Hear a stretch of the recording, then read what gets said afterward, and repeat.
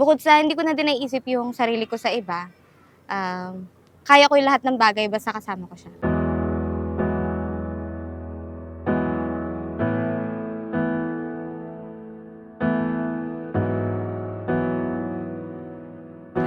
Ang ganda yung eyes. Ang ganda yung eyes sa'yo ngayon. Nag-start yun nung katrabaho ko kasi siya. Nung una nagpaparamdam lang siya, sumasabay-sabay kumain. Tapos naging komportable ko sa kanya. Parang napakadalang kong maging komportable sa isang tao.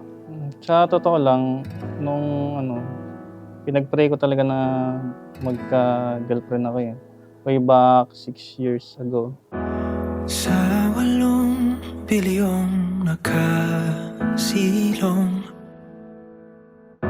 ikaw ang aking nakasalubong. Ating awit ay iginuhit ng langit at araw-araw napapatanong. Mapapatid ka ba? Hindi na. Tupad aking pulong kung bakit sa tulad ko'y napalapit. Wala namang special eh. Basta pinili namin na magstay. Pinili namin na magtagal. Pinili namin na magsama. Parang gagawin ako prinsesa, ganon. Tingin ko ganon ang love. Pero, na-realize ko na dapat pala, parehas din kaming nag-a-adjust sa isa't isa. Hindi lang ako yung laging pagkapasensyahan. Dapat siya din. Sa'kin, dalangin kita.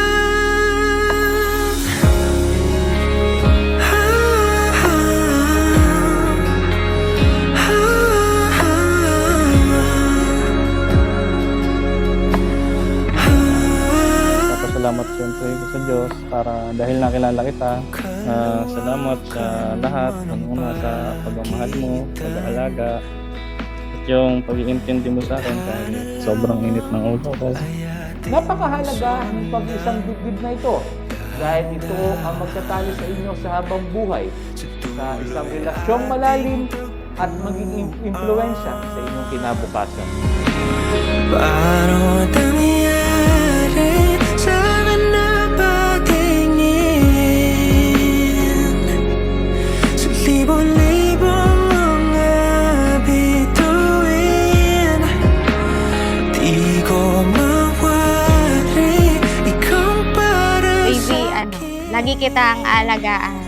Saka susuportahan kita sa lahat ng bagay. Nandito lang ako lagi para sa'yo.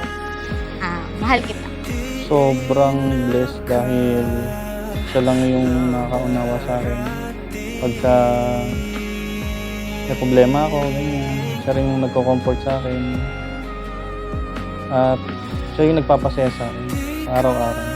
Thank you kasi pinagbigyan mo kasi alam ko hindi talaga to yung first plan na yung ganitong kasal. Pero tinupad mo yun for me para maging masaya ako. So thank you. paano nangyari sa akin na patingin sa libo-libong mga bituin? Di ko mawari ikaw para sa'kin. Dalangin kita.